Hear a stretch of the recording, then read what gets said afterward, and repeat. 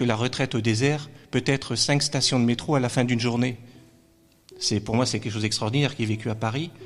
Et c'est quelque chose qu'on peut vivre concrètement. Vous avez dit, attention de ne pas idéaliser la vie des moines. Vous avez commencé par ça. Vous estimez qu'aujourd'hui, on a tendance parfois à les mettre un peu sur un piédestal ? Je dirais pas aujourd'hui, ça date du Moyen-Âge, où la vie monastique était présentée comme un exemple de vie chrétienne.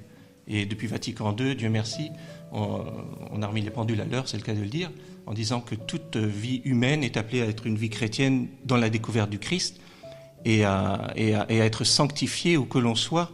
Et là, je pense à Madeleine Delbrel, notamment, qui disait que la retraite au désert peut être 5 stations de métro à la fin d'une journée. Pour moi, c'est quelque chose d'extraordinaire qui est vécu à Paris. Et c'est quelque chose qu'on peut vivre concrètement, qu'on soit dans une mégapole, quelle qu'elle soit, ou qu'on soit au fin fond du désert, dans un monastère, ou dans son appartement. Voilà, quoi. C'est ça qui est extraordinaire, c'est que Dieu n'est arrêté par rien et ouvert à tous.